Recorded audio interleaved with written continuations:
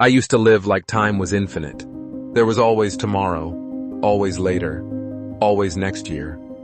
I'd put off the hard conversation, delay the project, assume I'd get around to it eventually. Then I watched people I loved run out of time without warning. No final chapter, no graceful conclusion, just gone. And I started paying attention to my own body, the aches that didn't used to be there, the recovery that takes longer now, reminding me that I'm not exempt from any of this.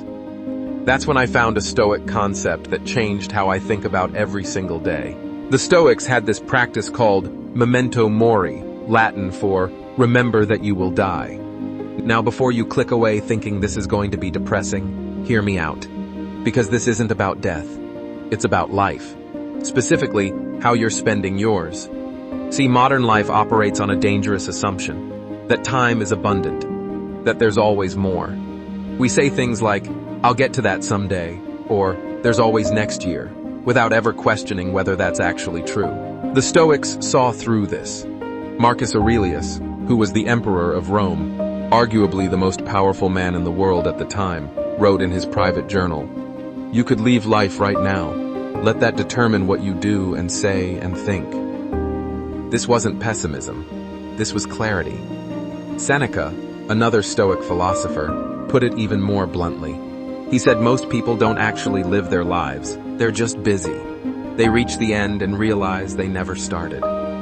He wrote an entire essay called On the Shortness of Life, and his main argument was that life isn't actually short. We just waste most of it. Here's the mental shift that changed everything for me. Time isn't owned. It's borrowed. Think about how you treat something you've borrowed versus something you own. If I lend you my car, you're probably going to drive it carefully. You're not going to leave trash in it. You're going to return it in good condition because it's not yours to abuse. But most of us treat time like we own an infinite supply. We scroll for hours. We spend entire evenings on arguments that won't matter next week. We put off telling people we love them because we assume there will always be another chance. When you start treating time as borrowed, as something valuable that was loaned to you without a guaranteed return date, everything shifts. Suddenly, that 2-hour Netflix binge feels different. Not wrong, necessarily, but you're at least conscious of the trade-off. Suddenly, that grudge you've been holding costs more than your pride. Suddenly, I'll do it later, sounds less like a plan and more like a gamble. So how do you actually apply this without becoming anxious or morbid? First, the Stoics didn't obsess over death constantly. They just checked in with the idea regularly, usually in the morning. Marcus Aurelius would start his day assuming he'd encounter difficult people and difficult situations.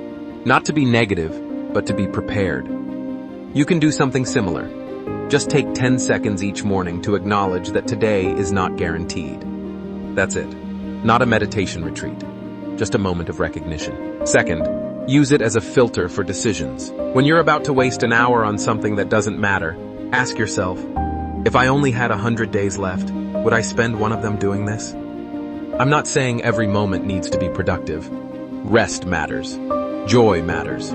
But mindless consumption, petty arguments, holding on to resentment, those fail the test pretty quickly. This is meant to make you respectful. Tell someone you appreciate them. Have the conversation you've been avoiding. Send the message. Make the call. We delay these things because we assume there's time. Sometimes there isn't. This isn't meant to make you anxious. The Stoics weren't anxious people.